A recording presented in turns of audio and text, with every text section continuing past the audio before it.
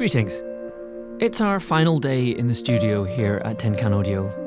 Thank you for listening to The Tower this year and for being here for the final part of the series. We have one last release for you before we sign off for 2025. The soundtrack to the Tower finale is now available to buy on the Tin Can Audio Bandcamp page. It features some of my favourite work on the series, bringing together all the motifs of the past 6 years. I'm really proud of it. The Tower finale complete score is now available to listen and purchase on Bandcamp. But before we fully sign off, we want to tell you about a show we've really been enjoying here at TCHQ. Catskull is a new audio drama thriller from Andus Productions, the team behind the incredible Temujin and the DC high-volume Batman series. It is an adaptation of the award-winning novel by Myle Yan Tay. Catskull is a brilliant, atmospheric neo-noir story that explores the violence simmering beneath an unforgiving city, with beautiful, immersive sound design bringing modern-day Singapore to life. I really love this series. It's single narrator without really being a single narrator audio drama, and it very slowly and calmly draws you in with its quiet brutality. It's an incredible example of what audio drama can be, created by one of the best production teams in the world right now. When we were making Land's End earlier this year and were grappling with the intricacies of a kissing scene in an audio drama, Andus Productions' work on Temujin was our high watermark on how to do intimacy in audio form. Catskull is available now wherever you get your podcasts. At time of recording, there are 8 episodes out, so plenty to get your teeth into. Stick around after this to hear the very first episode. Thank you for listening to The Tower and for coming with us on this journey. Happy holidays.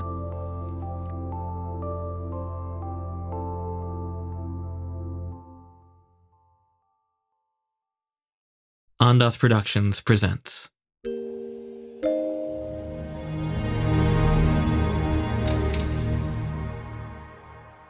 a brief note before we begin. Catskull is recommended for mature listeners. It contains scenes with potentially distressing elements, including physical violence, racial insensitivity, discrimination and abuse of migrant workers, sexual assault, self-harm, abuse, and pedophilia. While Catskull is a work of fiction, these topics reflect real, pressing issues in society today. We recognize that listeners may respond to and deal with these themes in different ways. The most critical content warnings will be read aloud before each episode, while a more comprehensive list will be linked in the episode description. If you find yourself feeling overwhelmed or adversely affected, do press pause and step away from the episode. Talk to someone about how you feel, or seek help from your local organizations. With love, Andus Productions. And now, Catskull by Myle Yan Tay.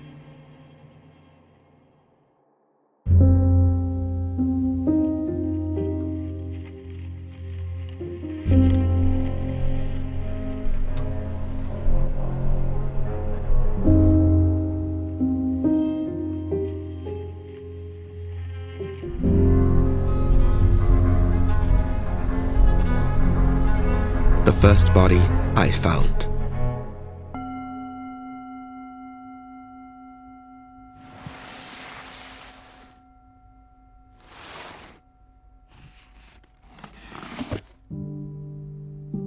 Under my bed, I keep a box. Inside the box are hidden things, bits of memories, perforated pages from a yearbook, newspaper headlines I could not look away from. The death of a small child, a teenager commits suicide, a hit and run of a man puking into a gutter, a tear-stained Chinese exam, a well-worn rope stolen from my brother's army equipment.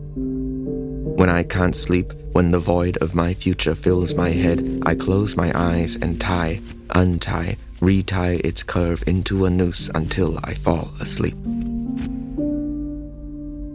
Its strands are fraying. A poor sketch of an ear missing a chunk. An army-issued knife also swiped from Logan, who had to pay $20 for a new one when he couldn't find it during an inspection. A notebook of scribblings, urges etched into pages, a catalog of impulses, actions that spin in my head unless I put them down onto paper.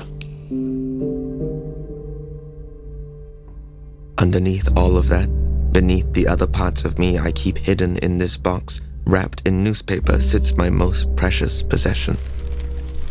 When the rope cannot send me to sleep, I take it out and hold it. I run my fingers along its curved dome like I am pressing my fingers against the flat of my teeth. I rub it like a lamp, and then I fall asleep.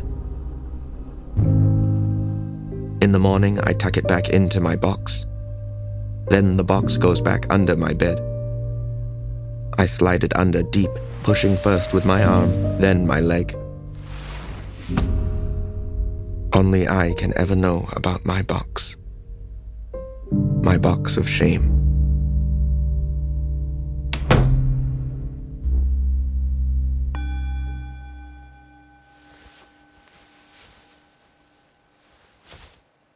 Cass always wore a long-sleeved sweater, navy blue, a thick fleece lost in Singapore.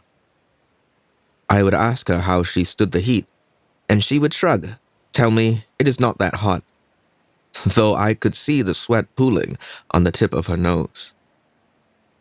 I was always tempted to reach forward, to brush it away before it drips off her, but the two of us do not touch.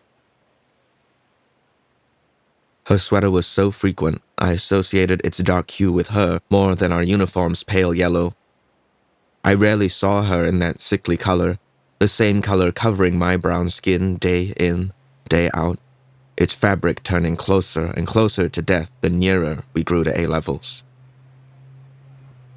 Cass isn't in my class now. We were childhood friends, neighbors in Badok before she moved. Elaborate adventures crafted between us. A longkang, a dungeon, a metal fence, a tank's facade. She always had the ideas. I just went along with her, trailing behind her, playing the squire to her knight, the butler to her prince, the minister in her cabinet. Cass had such fun ideas before her mother started taking the sleeping pills. One at every meal, before her father, before he started to become something other. We only ended up in the same junior college because her parents forced her to take triple science for O-levels. Her father wanted her to become a doctor. His nephew, Cass's cousin, was on track to becoming a lawyer. Her father did not like to lose. Cass barely scraped through the sciences, choosing not to excel out of spite.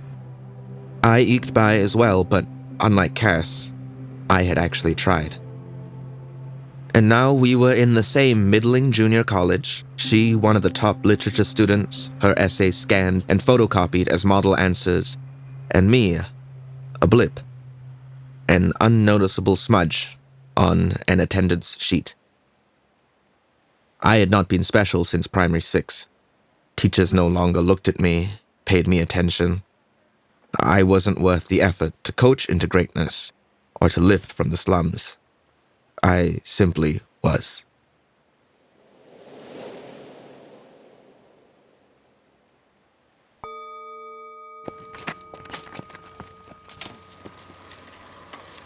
I only listen to music when I'm riding my bike. I repeat the same soundtracks over and over again, cycling through them as I pedal across Singapore. For the last year, it's been the Akira soundtrack by Geno Yamashirogumi. The chimes and xylophones bounce around in my head while I head to school, its pulsing keyboard on my way back. I rip the tracks off YouTube. It deeply concerns my parents, who worry that I will not hear a car honking, or a dog barking, or a man screaming. Cass hates my music. She doesn't understand why I always listen to things without words. Sometimes when I walk Cass home, she plugs into her music, and I walk in silence. I listen to the click of my bicycle wheel, a soft metallic noise, regularly ticking. I hear snippets of music through her headphones. A drum beat, a low bass. Below that, the chirping of my wheels, the gears clicking as I pedal up the steep slope leading to Cass's house.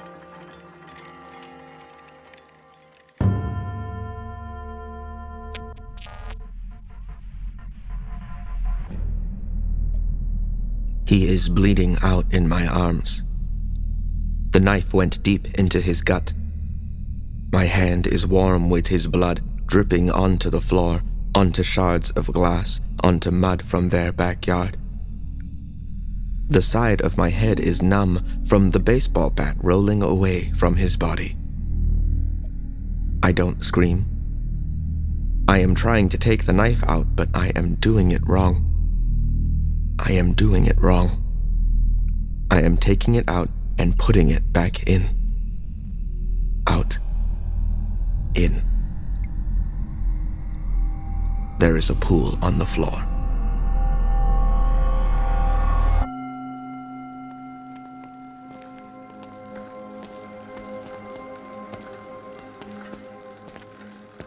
Even when Cass stays at her Aunt Antonia's house, she'll walk with me to my house, then take the bus from there. It's rare that I actually ride home, 'cause Cass wouldn't be able to keep up. When we were reunited in junior college, she told me I should just ride ahead. It's silly to clog the pavement walking my bike. But I insisted. Eventually, she relented. I wish I had an aunt like hers, with a giant home, a room just for me, cupboards filled with snacks. I only have an uncle, but I don't get to talk about him. Sometimes, after MMA, Cass and I eat dinner at the KFC in Siglap before heading home. Cass never eats, but she watches me wolf down a zinger and 2 pieces of chicken, normally a coleslaw, and some fries if I'm feeling hungry. Ram, you leave so much. If you ate everything off the bone, you wouldn't need to buy so much. On the rare occasion when Cass eats, she leaves it completely bone dry. No meat, no cartilage. She says that when she was younger, she used to chew on the bone. She has long white teeth, and I can picture ivory snapping between them. Sometimes, Cass will pay for my food. She'll ask me to buy a Coke and passes me $20, tells me to keep the change. I never object. I have $30 to spend a week using the allowance my dad gives me. I spend half of my allowance at KFC and survive off economic bihun for the rest of the week.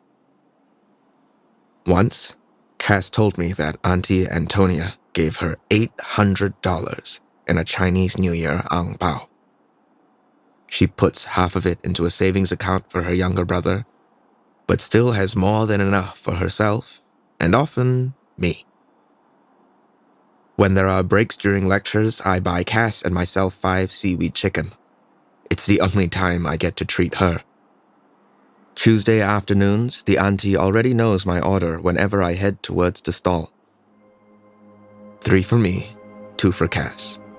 $1.50.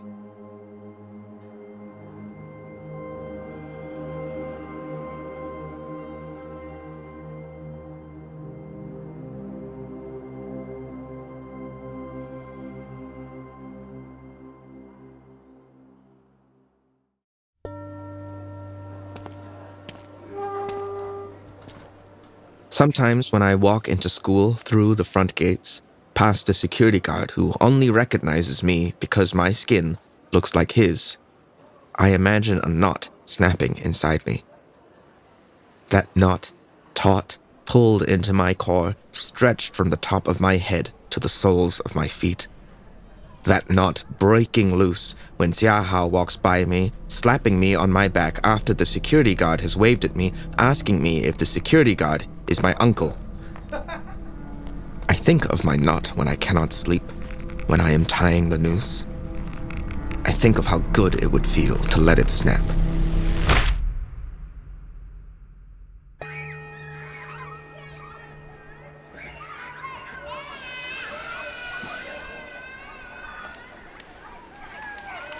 When he would visit on weekends, Uncle Arun would take me and Logan down to the playground. I was too small to do much of anything other than hobble around and fall. Logan would climb all over, up and down the blue slide, across that fading red castle, and Uncle Arun would chase him. We called him uncle, but in the way it always is, he was not a real uncle, not in the sense of blood. He was my father's best friend in school, the two of them often mistaken for siblings, my father the responsible elder, and Uncle Arun the reckless baby brother. When Uncle Arun lost his job, he would take us down to the playground anytime we liked. But the trips felt emptier, Logan tugging on Uncle Arun's sleeve, Uncle Arun saying he was too tired to play, taking swigs from a little bottle in his back pocket. They always say I am just like him, but I don't know who he was.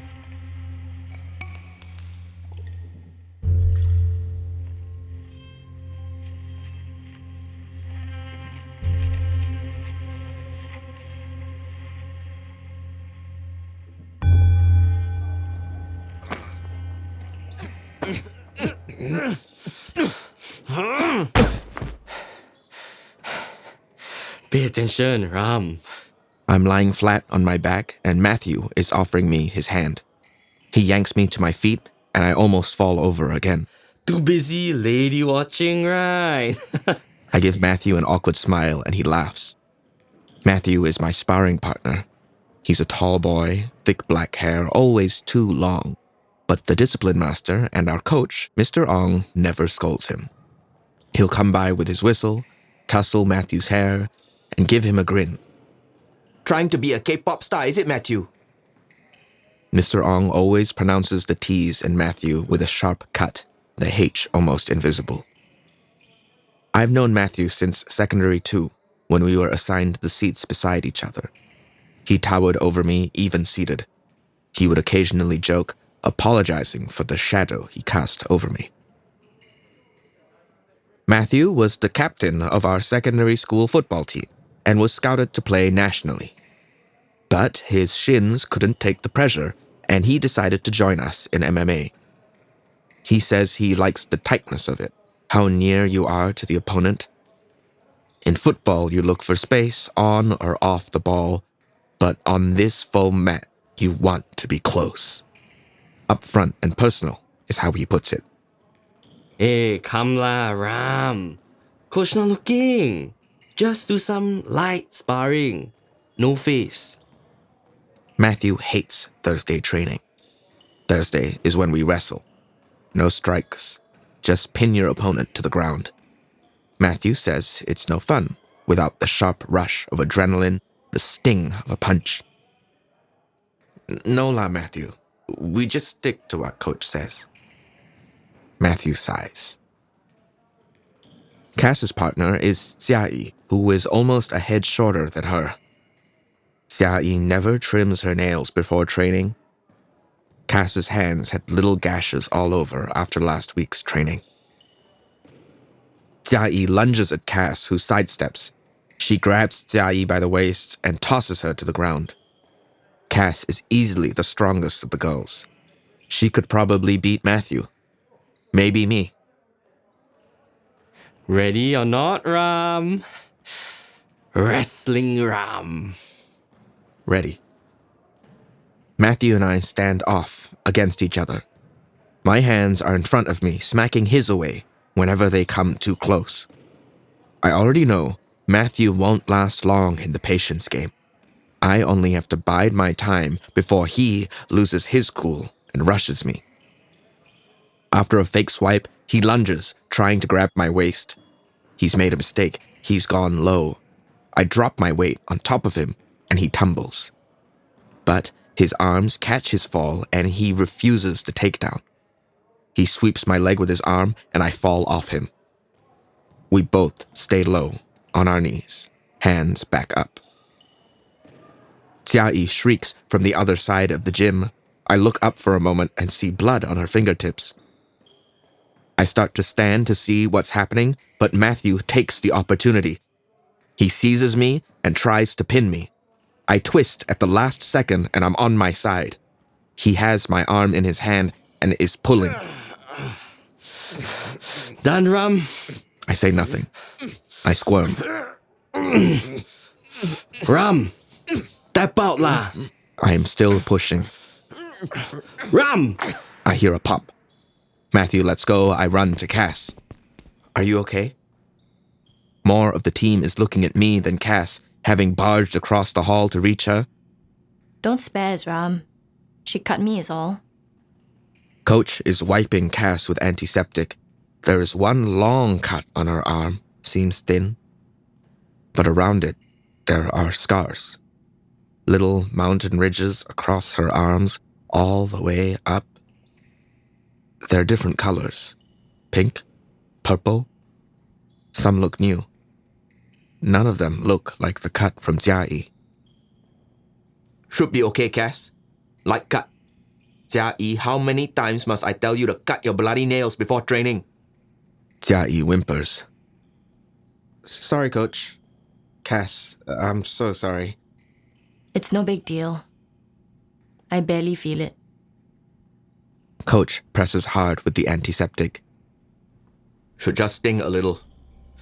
That's how you know it's killing the germs. Hey, Ram, what happened to your shoulder?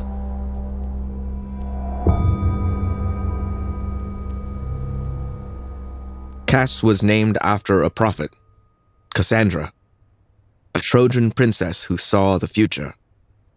Her premonitions warned her of bad times to come, but no one listened. I never understood why her parents gave her such a cursed name. I would rather be stupid and heard than wise and ignored. Her younger brother is named Paris, a skinny, black-haired boy with the same dark eyes as Cass. He's 5 years younger than her, stuttering into puberty. Occasionally, he joins us at KFC if Cass has to get him from school. He likes to try sparring with me while she waits for the bus, and sometimes hits too hard. During the June holidays, when Cass has to take care of Paris, she brings him to my house in the day when my parents are at work. The two of us will play Rocket Wars and Halo while she barely watches. Lately, he's been trying to get me to play Minecraft with him on Cass's laptop. But it strikes me as too kiddie. Paris is probably going to be taller than me. He's already 1 head shorter than me with 5 years of growing to go. Cass's father is a giant, a former sportsman who used to play shot put nationally. Cass was in track and field for a few years and clearly shared her father's gift. She was on track to play in the SEA Games but broke her wrist 2 months before tryouts started. Now, Paris is her father's last hope. He carves out time from his busy schedule to take Paris to 3 weekly training sessions.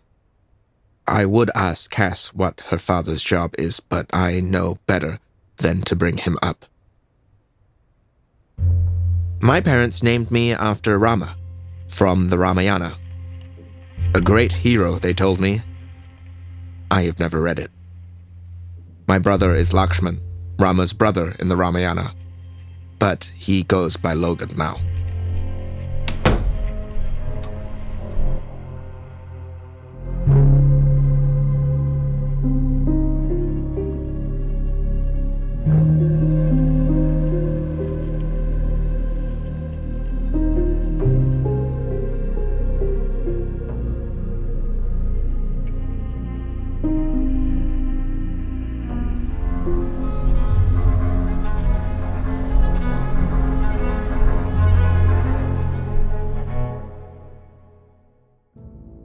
You've been listening to Catskull by Myle Yan Tay, first published by Ethos Books, dramatized for audio by Andas Productions. If you enjoyed this episode, consider supporting us on Patreon. You'll get access to ad-free episodes of Catskull and all other Andas Productions shows. Head over to patreon.com/Andas Productions, link in the show notes. Performed by Myle Yan Tay, together with Lim Xian as Cass and Christian Mark James Paul as Logan. With additional voices by Ziad Bagharib, Clara Jansen, Andrew Kwan, and Nathaniel Ma. Directed by Roshan Singh Sambi. Adapted for audio by Scott Lee Chua and Roshan Singh Sambi. Audio engineering, dialogue editing, and sound design by Nathaniel Ma. Produced by Andrew Kwan and Roshan Singh Sambi. Production manager, Emma Grimley. Creative producer, Nathaniel Ma. Line producer, Scott Lee Chua. Music composed by Marcus Thornbagala and Jamie Leidwinger. Field recordings by Shafiq Khalid. Social media by Leong Kit Ling. Accessibility consultant, Hannah Wright. Show art by Rebecca Huang. Landscape art illustrated by Anja Malari and colored by Bianca Lasaka. Video editing and animation by Leong Kit Ling. Graphic design by Vinay Nandargi. Supported by the National Arts Council, Singapore. Text copyright 2023 by Myle Yan Tay. Audio production copyright 2025 by Andas Productions Private Limited. This is a work of fiction. The names, characters, and incidents portrayed in it are the work of the author's imagination. Any resemblance to actual persons living or dead, or actual events, is purely coincidental.